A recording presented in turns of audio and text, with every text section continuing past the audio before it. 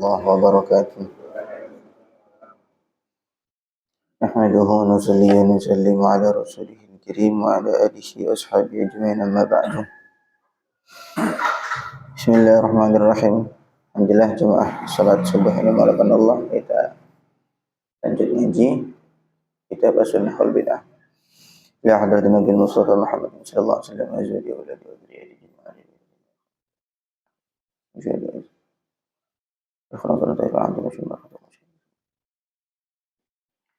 Wasallallahu Syekh Abdullah Mahfud Muhammad Al-Haddad Allahumma qanad Al-Fatiha.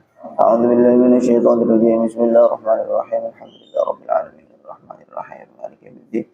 Iyyaka na'budu wa iyyaka nasta'in. Ihdinas siratal mustaqim. Siratal ladzina an'amta 'alaihim ghairil maghdubi 'alaihim waladdallin. Amin. Bismillahirrahmanirrahim. Al-Hadits Al-Wahid Wal-Ashrun. Hadis yang ke-21. Rawa al-Imam Al-Bukhari fi sahihihi. Al-Imam Bukhari telah meriwayatkan dalam kitab Sahih Bukhari, anna Sawad ibn Ghaziyah, seorang sahabat namanya Sawad, ista'malahu Rasul sallallahu alaihi wasallam, diutus oleh Rasul ala Khaybar, ke daerah Khaybar. Faqadima, maka dia datang, bitamrin janibin, dengan membawa kurma yang bagus-bagus. Faqala lahu Rasul sallallahu alaihi wasallam, maka Nabi tanya kepada Sawad, aqulu tamri Khaybar hakadha, apakah semua kurma yang di Khaybar itu seperti ini, bagus seperti ini? Qal, Sawad menjawab, wallahi ya Rasulullah, demi Allah ya Rasulullah, inna nashtari sa'a bis-sa'aini minal jam'i, kami membeli satu sok itu ukuran zakat ya. Satu sok itu satu takaran sok itu. Biso'a ini dengan dua sok minal jam'i, dengan kurma yang kurang bagus. Jadi ini ya memang ini kurma bagus, tapi kami belinya itu dia harganya 2 kali lipat dari kurma yang biasa, yang kurang baik. Faqala Rasulullah sallallahu alaihi wasallam, kami barternya ya Rasul, katanya. Kami barternya itu satu sok kurma yang bagus dibanding dengan 2 sok kurma yang kurang bagus. Maka Nabi bersabda, la taf'alu, jangan kalian kerjakan. Walakin mithlan bimithlin, tetapi kerjakanlah kalau mau barter makanan itu atau kurma itu mithlan bimithlin, sama. Satu sok ya harus tukar dengan satu sok walaupun beda kualitas.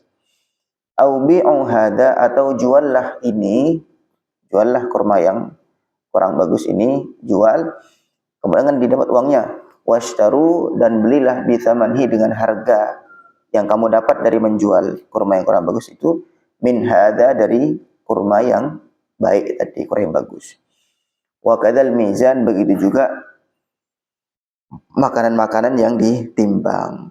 Tadi kan kalau sok itu kan pakai takaran, masuk 1 liter begitu. Tapi kalau mizan itu pakai timbangan kilo. Qala al-Hafidz Ibnu Hajar mengatakan, inna sahabi, bahwasanya seorang sahabat itu, ijtihada, dia berijtihad, fima fa'ala, dalam apa yang telah dia buat. Faraddahun Nabi sallallahu alaihi wasallam, maka Nabi menolaknya, Nabi melarangnya. Wa nahahu, dan Nabi melarangnya, amma fa'ala, dari apa yang telah dia buat. Wa adzarhu lijtihadi, dan Nabi memakluminya karena itu ijtihad, karena tidak tahulah. Wa qa'a fi riwayat Uqbah ibn Abdul Ghafir, ada redaksi yang lain dari riwayat Uqbah ibn Abdul Ghafir, an Abi Sa'id, dari Abu Sa'id, fi ghairi hadhil qissah, dalam kisah yang lain, lakin nadhirul hukmi, tapi sebagai gantinya hukum dari yang dikerjakan itu. Faqala Rasulullah SAW, kemudian Nabi bersabda, hukumnya sama, maksudnya dalam konteks yang sama. Awwah ainur riba la taf'al, oh ini riba, jangan kamu kerjakan. Oke, baik. Satu hadis setelah kita baca, ini masih konteksnya dalam bab bagaimana Nabi itu melarang satu amal yang dibuat oleh para sahabat. Apa dasarnya Nabi melarang? Yaitu ketika amalan tersebut bertentangan dengan syariat. Dalam hal ini ada seorang sahabat dikirim oleh Nabi untuk ke Khaybar. Kemudian ketika pulang dari Khaybar, dia bawa kurma yang bagus-bagus. Nabi nanya, ini dari Khaybar itu memang kurmanya bagus-bagus begini semuanya apa bagaimana? Tidak ya Rasul, kami memang dapatkan kurma bagus ini dengan ditukar setiap satu sok, setiap 2 sok kami dapat 1 sok yang bagus. 2 sok yang biasa, kemudian ditukar yang bagus ini jadi dapat 1 sok. Jadi barter makanan dengan makanan.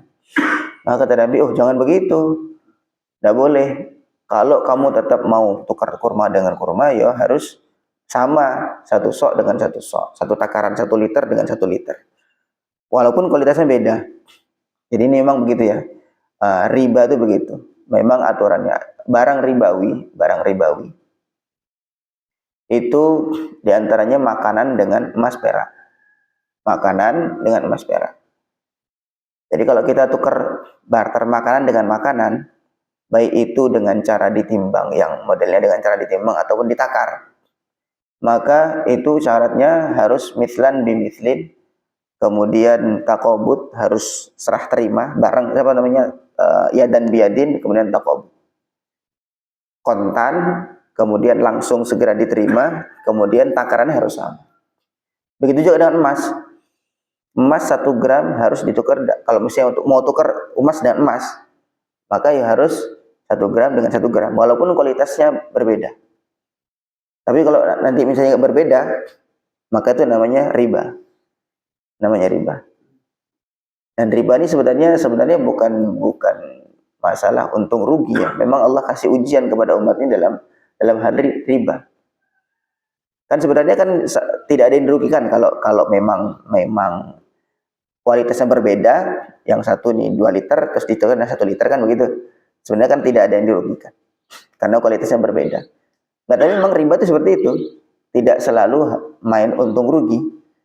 Jadi syaratnya kalau barang-barang ribawi, apa barang ribawi itu? Yaitu makanan, kemudian emas perak. Itu harus mithlan bimithlim, sama dengan sama. Makanya Nabi negur, oh jangan begitu, tidak boleh. Ketika perbuatan sahabat itu bertentangan dengan syariat, maka Nabi lah. Wallahu a'lam. Tapi Nabi menguzur karena dia ijtihad. Mungkin karena dia tidak tahu, dikarenakan ketidaktahuan, tentu enggak karena tidak tahu. Kemudian Nabi memaklumi. Tapi kemudian Nabi kan menegur, meluruskan. Kalau ketika sebuah amal, sebuah pekerjaan itu tidak sesuai dengan syariat, maka Nabi luruskan, Nabi larang. Al-hadits ats-tsani wal 'ishrun, hadis yang ke-22. An Abi Bakrah, dari Abu Bakrah, annahu intaha ila Nabi sallallahu alaihi wasallam. Suatu ketika Abu Bakrah itu sampai kepada Nabi wa huwa raki'un. Kondisinya Nabi sedang rukuk. Nabi sedang rukuk. Saya salat jamaah ya. Faraka'a, maka Abu Bakrah rukuk qabla ayyasila ila shaffi, sebelum sampai di shaf. Jadi karena buru-buru mau ngejar rakaat, ya, maka cepat-cepatan, kemudian sebelum sampai di shaf sudah takbir duluan karena Nabi sudah rukuk. Nanti kalau misalkan sampai ke shaf dulu, kemudian Nabi kedong bangun, tidak terhitung mendapat 1 rakaat. Kan begitu. Kalau orang itu sholat jamaah, seseorang makmum, dia terhitung mendapatkan rakaat bersama imam itu kalau dapat rukuk bersama imam, gitu. Jadi kalau misalkan imam rukuk, kemudian kita datang takbir terus ikut bareng rukuk, maka rakaat itu kita dapat. Misalnya kalau di rakaat pertama kita datang, imam kondisi rukuk, kemudian kita takbir, ikut rukuk bersama imam, tumakninah, bukan imam pas bangun terus kita rukuk, enggak, itu udah enggak dapat. Maksudnya itu rukuk bareng, tumakninah bersama imam, maka rakaat itu kita sudah dapat, sehingga tidak perlu menambah 1 rakaat lagi misalkan kalau dia di rakaat pertama. Ya, ini kasusnya mirip. Abu Bakrah itu datang, kemudian kondisinya Nabi sedang rukuk, karena khawatir tertinggal rakaat, maka sebelum sampai shaf, sebelum bareng sama shaf, dia takbir duluan terus ikut rukuk. Faraka'a, maka dia rukuk qabla an yasila ila shaffi, sebelum sampai ke shaf. Fadzukira dzalika lin-nabi sallallahu alaihi wasallam, maka kejadian itu diceritakan, dilaporkan kepada Nabi sallallahu alaihi wasallam. Faqala, Nabi bersabda, zadakallahu hirsan, semoga Allah menambah kesemangatan kamu, karena dia semangat untuk tidak tertinggal, maka Nabi mendoakan semoga Allah menambah kesemangatan kamu, wala ta'ud, tetapi jangan diulangi lagi. Jangan diulangi lagi. Karena jadi nanti itu boleh seorang dalam salat jamaah itu mengatur shaf atau merapikan shaf dalam jamaah ketika sedang salat berlangsung, itu masyru', boleh. Contoh misalnya shafnya kurang rapat, kemudian kita geser ke kanan atau geser ke kiri ketika tengah-tengah salat, itu tidak apa-apa, boleh. Asalkan syaratnya tidak sampai gerakan besar sebanyak 3 kali berturut-turut. Walaupun gerakan besar tapi sedikit ada jeda, berhenti dulu, kemudian gerak lagi, berhenti dulu, itu tidak masalah. Walaupun gerakannya banyak, asalkan tidak berturut-turut. Dalilnya mana? Dalilnya ketika Sayyidina Ibnu Abbas radhiyallahu ta'ala anhu makmum bareng dengan Nabi. Kemudian Nabi sedang sholat. Kemudian Ibnu Abbas itu sholat di sebelah kirinya Nabi. Sebelah kiri Nabi. Sama Nabi digeser. Dan sedang sholat tuh, sama Nabi digeser. Karena Ibnu Abbas kan masih kecil, sepupunya Nabi. Digeser sama Nabi ke sebelah kanan. Itu ketika sedang sholat. Sehingga melakukan gerakan-gerakan yang untuk menyempurnakan shaf, baik itu merapatkan atau mungkin mengisi shaf yang kosong. Di depannya pas ada orang batal, kemudian shafnya kosong, maka kita maju untuk mengisi shaf itu boleh. Dan ini Abu Bakar begitu, belum sampai shaf sudah rukuk duluan karena takut khawatir ketinggalan rakaat. Kemudian nanti tengah-tengah sholat mungkin menyempurnakan, maksudnya merapikan shaf yang tadi kurang sempurna. Maka Nabi ketika diceritakan hal itu, Nabi berkomentar, zadakallahu hirsan wala ta'ud, semoga Allah menambah kesemangatan kamu dalam hal tidak terlambat atau tidak tertinggal rakaat. Tetapi jangan diulangi seperti itu, jangan diulangi takbir sebelum sampai shaf. Akhrajahu Ahmad wal Bukhari wa Abu Dawud wan Nasa'i, diriwayatkan Imam Ahmad, Bukhari, Abu Dawud dan Imam Nasa'i. Fada'alahu Rasul sallallahu alaihi wasallam, maka Nabi mendoakan kepada Abu Bakar lihirsihi, karena semangatnya dia ala idrakir rak'ah, untuk mendapatkan rakaat. Walakinnahu nahahu, tetapi Nabi melarang kepada Abu Bakar anid dukhuli fis shalah, melarang dari masuk ke dalam salat, takbir ke dalam salat, qabla al-wusuli ila shaf, sebelum sampai ke shaf. Sekali lagi ini kan tidak sampai haram ya. Kalau yang tadi kan riba kan memang haram. Dan hal ini salatnya tetap sah. Tetapi ya kurang baik begitu. Wa amma man qala, ada ulama yang berpendapat wala ta'ud itu dibaca wala ta'du. Karena hurufnya sama. Kalau Arab gundul itu ya bisa dibaca lain harakat. Wala ta'ud itu wala, lanya panjang, kemudian ta, ain, dal. Bisa dibaca ta'ud, bisa dibaca ta'du. Tapi kalau ta'du itu artinya jangan lari. Jadi ada ulama yang berkomentar, oh itu bacanya bukan wala ta'ud, tapi wala ta'du. Jangan kamu lari. Tadi kan jangan kamu ulangi perbuatan itu, perbuatan takbir dulu sebelum sampai shaf. Dalam komentar yang lain itu bukan begitu, jangan lari. Maksudnya kamu jangan lari ketika mau sholat. Maka dikomentari oleh beliau ini, kata tulis ini, kalau yang wala ta'du, orang yang membaca wala ta'du jangan kamu lari, fala yang tabiqu ma'a sadril hadis, maka tidak sesuai dengan bagian awal hadis itu. Li'annahu, karena laisa fihi annahu ada. Karena tidak ada keterangan di hadis itu, nggak ada keterangan si Abu Bakar itu lari. Pokoknya intinya dia datang kepada Nabi, cuman kondisinya Nabi ketika rukuk, ketika Abu Bakar datang Nabi sedang rukuk, maka dia langsung sholat atau takbir sebelum sampai ke shaf. Kan nggak ada keterangannya lari kan, sehingga ini nggak cocok kata beliau. Tsumma yakunu fihi iqraruhu alal ihram qabla al-intiha ila shaf. Kemudian di situ ada ikrarnya Nabi, maksudnya sama Nabi tidak masalah, tidak diharuskan mengulangi sholat.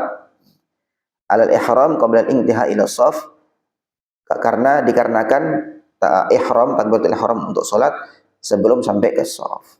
Wa huwa, maka pendapat yang mengatakan wala ta'du, jangan lari, itu mukhalifun li siyaqil hadis, tidak sesuai dengan susunan hadis.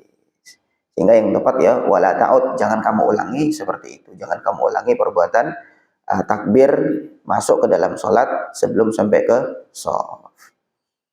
Jadi ini lagi, ketika sebuah perbuatan sahabat itu tidak sesuai dengan arahan Nabi, tidak sesuai dengan syariat, maka Nabi larang. Nabi larang. Bukan semata-mata karena tidak dicontohkan oleh Nabi, bukan. Bukan Nabi mengatakan ini bid'ah, bukan. Tapi ini tidak sesuai dengan syariat. Maka ini yang menjadi pegangannya para ulama. Ya udah, pokoknya pegangannya adalah sesuai dengan syariat apa enggak. Walaupun hal itu baru atau tidak baru, selama sesuai dengan syariat maka ya diterima. Tapi walaupun hal itu tidak baru dikerjakan di hadapan Nabi, tapi ketika tidak sesuai dengan syariat maka ditolak. Itu saja. Satu hadis lagi, al-hadits ats-tsalits wal 'ishrun, hadis yang ke-23. Qissatu Mu'adz wa tatwil. Qissatu Mu'adz adalah tentang kisahnya Sayyidina Mu'adz bin Jabal. Wa tatwilihi as-salata, dan kisah tentang Mu'adz, Sayyidina Mu'adz itu memanjangkan salat bin nasi ketika menjadi imam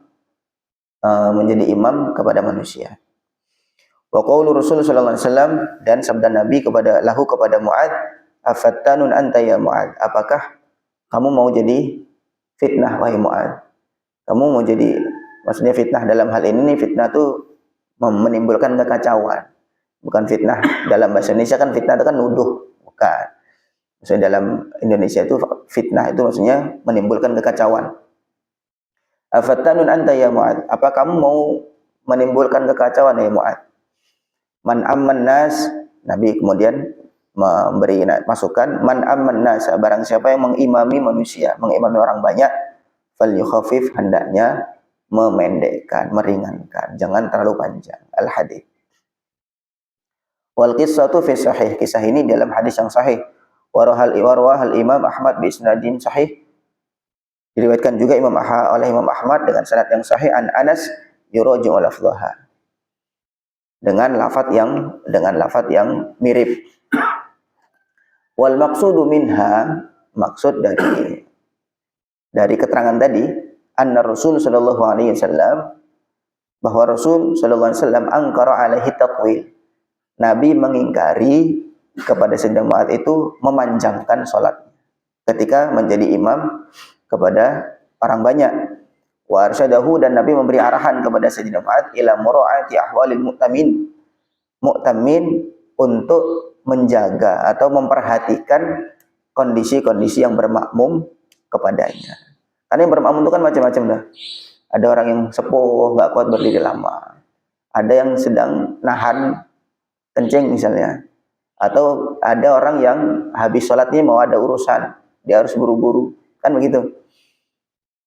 Maka arahan Nabi kepada Sayyidina Mu'adz, karena ada yang lapor kepada Nabi, ini Sayyidina Mu'adz kok ngimamin kepanjangan.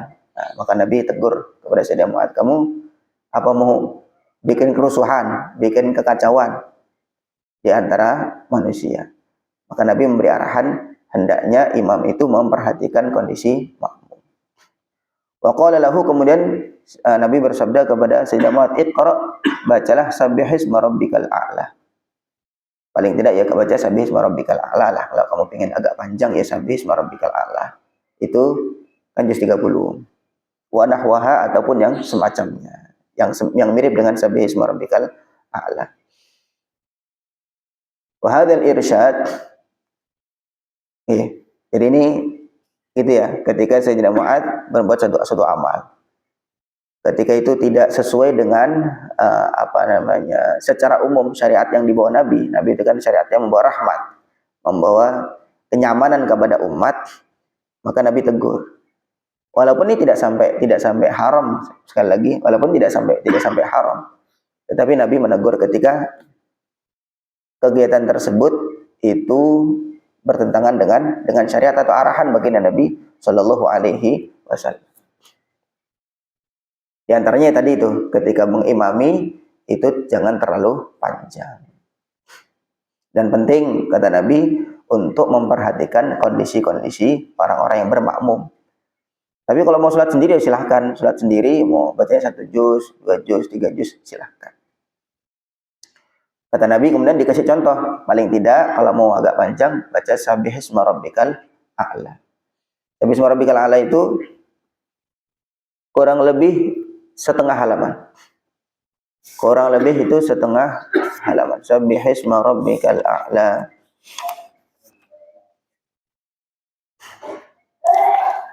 Ya. Sabbihisma Rabbikal A'la setengah halaman tambah sedikit 2 baris. Itu kata Nabi begitu. Di antara contohnya au nahwaha, atau yang seukuran dengan Sabbihisma Rabbikal A'la. Kemudian ada komentar wa hadzal irsyad. Kemudian arahan Nabi yang seperti ini yukhalifu katsirun minal a'immah. Banyak para imam, para ulama yang tidak sesuai dengan arahan Nabi ini. Maksudnya tidak sesuai, bukan menentang seluruhnya, bukan ya. Khususan fil italah, terutama pada memanjangkan bacaan di dalam salat itu, wa adamil tizami haddir Rasul sallallahu alaihi wasallam, dan tidak menetapi batasan yang ditentukan oleh Rasul sallallahu alaihi wasallam. Beberapa imam, beberapa ulama tetap memilih yang lebih utama adalah panjang, begitu. Panjang bacaannya. Wa ma amara bihi Mu'adzan. Adapun perintah Nabi kepada Sayyidina Mu'adz, huwal qa'idah al-'ammah lil a'immah. Itu kaidah umum. Perintah atau arahan dari Nabi kepada Sayyidina Mu'adz itu kaidah umum untuk para imam-imam salat. Untuk imam-imam salat itu kaidah umumnya begitu. Wa in tsabata 'anir Rasul, walaupun sudah ada tsabata 'anir Rasul, ada riwayat tentang Rasulullah SAW at-tatwilu, memanjangkan ahyanan sesekali. Nabi kadang-kadang dia baca panjang, bitur dengan baca at-tur. Kadang-kadang Nabi baca surah at-tur, wa kitabim mastur, fi raqqim mansyur. Itu ada 1 lembar. 1 lembar lebih. Jadi 2 halaman lebih setengah. 2 halaman setengah. Itu Nabi kadang baca itu. Maknanya kan kadang-kadang Nabi jadi kaidah umumnya secara umum itu untuk imam-imam salat itu ringkas. Tetapi Nabi juga kadang-kadang dia praktek ada yang panjang kan gitu. Fama angkarahu Rasul sallallahu alaihi wasallam, maka apa yang diingkari oleh Rasul sallallahu alaihi wasallam ala Mu'adzin, kepada Sayyidina Mu'adz, yang bagi ayyunkara mithluhu alal a'immah, maka hendaknya perbuatan seperti dibuat oleh Sayyidina Mu'adz itu mungkin panjangnya terus setiap hari, setiap sholat panjang terus begitu, maka hendaknya ya diingkari juga. Illa fima waradat al-muhafadzah alaihi, kecuali dalam kondisi-kondisi sholat-sholat yang memang ada riwayat bacaan itu dibaca panjang. Minar Rasul, riwayat dari Rasul sallallahu alaihi wasallam bahwa Nabi senantiasa baca panjang. Kalau Jum'ah seperti sholat Jum'at. Kalau sholat Jum'at bagusnya panjang. Sholat Jum'at itu bagusnya agak panjang. Khutbahnya pendek, kemudian sholatnya panjang. Itu begitu yang bagus. Wa fajriha, dan seperti sholat fajar di hari Jum'at. Sholat subuh di hari Jum'at. Biasanya baca surah Sajdah, surah Al-Insan, begitu. Nah, itu sesekali itu bisa panjang. Wa ghairi dzalika, dan semacam itu. Atau sholat Id bacanya agak panjang. Sholat Id baca surah baca surah Qaf atau yang lain-lainnya. Wallahu a'lam. Jadi itu ketika seorang sahabat berbuat sebuah amal kemudian bertentangan dengan arahan Nabi atau kepada syariat Nabi, Maka Nabi tegur, walaupun sekali lagi walaupun hal ini tidak sampai ke hukum haram. Sehingga ya para ulama juga banyak seperti itu, banyak yang tetap memilih karena Nabi dalam kaidah umum juga dalam sebuah sabda beliau, salat yang paling afdal adalah tulul qunut. Yang paling afdal itu adalah tulul qunut, panjangnya berdiri. Maksudnya qunut bukan baca qunut. Qunut itu maksudnya berdiri. Wa qumu lillahi qanitin. Maksudnya qunut itu bukan qanitin, bukan doa qunut. Maksudnya lama berdirinya, lama bacaannya. Sehingga ulama juga tetap memilih tetap yang lebih utama adalah memanjangkan sholat. Sehingga jalan tengahnya adalah bagaimana kesepakatan antara imam dengan makmum. Kalau makmum itu sudah terbiasa, semuanya sudah sepakat, sudah terbiasa bacaan panjang, maka yang terbaik ya panjang. Yang terbaik. Tapi kalau misalkan tidak sepakat, contoh misalnya kayak di masjid transit, masjid pinggir jalan, kan banyak musafir transit. Itu kan berarti makmumnya kan makmum yang berganti-ganti terus setiap saat, kan begitu. Makmum yang berganti setiap saat. Sehingga itu tidak memungkinkan untuk sepakat terus semua, kan gitu. Maka yang demikian adalah baiknya adalah ringkas. Wallahu a'lam. Kalau di sini kepanjangan mana? Hah? Kalau kepanjangan dia dipendek. Moga ada yang bertanya mungkin?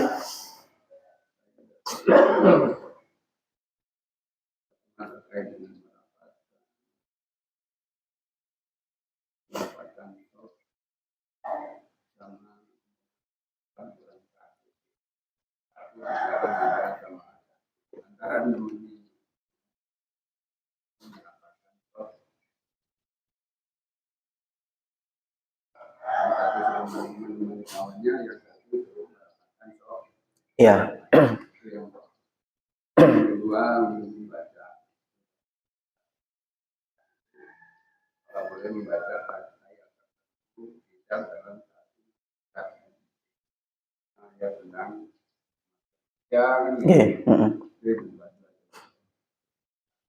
yang terima kasih. Pertanyaan bagus sekali. Yang pertama terkait soft. Kondisinya soft yang belakang cuma satu orang, gitu ya. Kemudian yang depan ini bagusnya gimana? Tetap merapikan soft yang pertama itu, gitu. Jadi misalnya kan ada satu soft aja, kemudian orang baru datang. Soft pertama udah full, nggak bisa diisi lagi. Dia datang sendirian. Gitu. Terus gimana nih? Yang depan itu kalau dia mundur, maka soft yang depan kan bolong, yang gitu. Kemudian kalau dia tetap nggak mundur, soft yang pertama ya cuma satu orang. Itu dibahas di kitab-kitab fikih, bagusnya supaya, karena kalau satu orang tidak dapat pahala, tidak dapat fadilah soft. Dia sholatnya tetap sah, tetapi soft itu dia punya fadilah tersendiri. Kalau satu orang dia nggak dapat fadilah soft, maka supaya dia dapat fadilah soft, dia tarik orang yang depannya. Dia tarik orang depannya supaya mundur. Setelah itu yang bolong ini itu dirapikan oleh yang jamaah di sampingnya. Yang sampingnya geser sehingga yang bolong itu pindah ke samping, ke ujung. Bisa dipahami kan? Nah, jadi begitu. Kemudian nanti kalau ada orang yang berikutnya datang, dia bisa ngisi soft yang bolong di depan atau yang di belakang juga tidak masalah. Yang jelas kan maksudnya softnya tidak bolong, rapat, cuman dia tidak sampai ujung gitu saja. Tapi ini kan kalau semua ngerti tentang itu gitu. Kadang-kadang ya dibiarin aja bolong gitu terus. Nah, makanya pentingnya ngaji ya begitu. Nah, pentingnya ngaji begitu.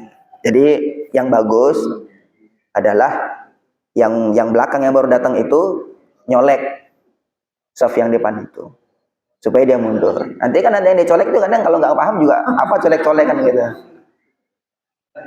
Kalau dia ngerti ya dia mundur menemani soft yang baru. Kemudian yang bolong gimana? Nah, itu disempurnakan oleh yang di sampingnya. Dia geser sampai yang bolong itu pindah ke ujung.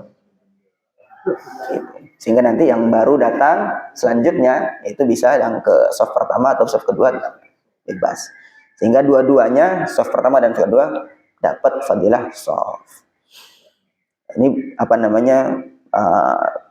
memang bergerak di ketika sholat tuh banyak yang agak takut kan gitu. Ini banyak dalilnya banyak. Ya di antaranya tadi tuh Abu Bakrah belum sampai shaf udah takbir duluan. Tapi kan setelah itu dia jalan, maksudnya menyempurnakan shaf. Bukan dia tetap di sana, enggak.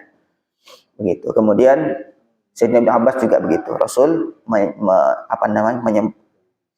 menyeret Sayyidina Ibnu Abbas untuk dekat dengan Nabi. Kalau tidak salah waktu itu Sayyidina Abbas itu sholatnya itu agak jauh sama Nabi di belakang. Sama Nabi digeser jejer begitu. Kemudian Ibnu Abbas setelah dijejer oleh Nabi, beliau agak mundur sedikit. Mundur sedikit. Setelah salam Nabi tanya, "Kamu kenapa kok tadi saya jejerin kok malah mundur?" Maka Ibnu Abbas mengatakan, "Saya merasa tidak pantas untuk sejajar dengan engkau wahai Rasul." Itu yang pertama, terkait dengan shaf. Jadi paham ya? Kemudian yang kedua, apakah boleh ketika sholat itu membaca ayat tertentu saja? Boleh, bebas. Faqra'u ma tayassara minal Qur'an. Bacalah apa yang mudah bagi kamu dari Al-Qur'an. Hafalnya cuma ayat kursi aja, ya sudah ayat kursi terus, setiap ayat terus itu enggak masalah. Kemudian bacanya ada kalau nggak salah Sayyidina Umar atau tabi'in. Baca ketika kalau sholat malam bacanya satu ayat aja. Wamtazul yauma ayyuhal mujrimun. Wamtazul yauma ayyuhal mujrimun begitu. Atau Nabi juga sering baca in tu'adzibuhum fa innahum ibaduk wa in taghfir lahum fa innaka antal azizul hakim. Itu diulang-ulang enggak masalah juga. Enggak apa-apa, boleh. Itu kan sudah dibahas di bab awal itu. Ada orang yang ngimamin sholat kan gitu juga, bacanya kulhu terus. Setiap bacaan mesti kulhu. Maka Nabi tanya, "Kamu kenapa kok baca itu? Enggak baca yang lain?" Maka jawab, "Karena saya senang dengan kulhu ya Rasul.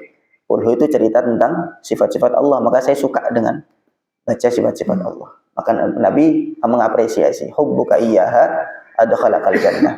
Cintamu kepada surah itu menyebabkan kamu masuk surga. Nah, diapresiasi. Itu tidak dianggap sebagai meninggalkan surah-surah yang lain atau ayat yang lain. Enggak. Karena fans aja, karena senang aja dengan ayat itu.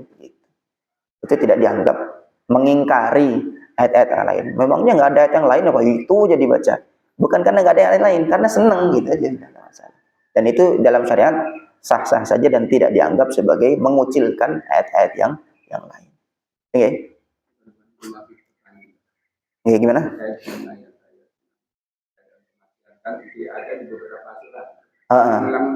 Oh, campur-campur. Oh, dicampur-campur boleh juga, tidak masalah. Boleh juga campur-campur. Habis ayat kursi, kemudian ayat yang lain pindah-pindah begitu, tidak masalah, boleh. Tidak apa-apa.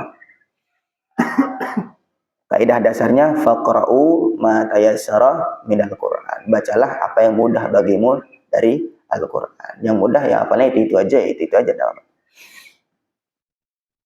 Tidak baca pun juga boleh. Habis baca Fatihah langsung rukuk. Karena baca Fatihah itu rukun, sedangkan baca surah-surah itu sunnah. Ada lagi pertanyaan? Monggo. Masih monggo.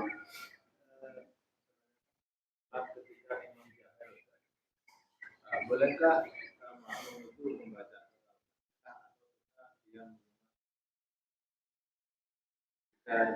jahar?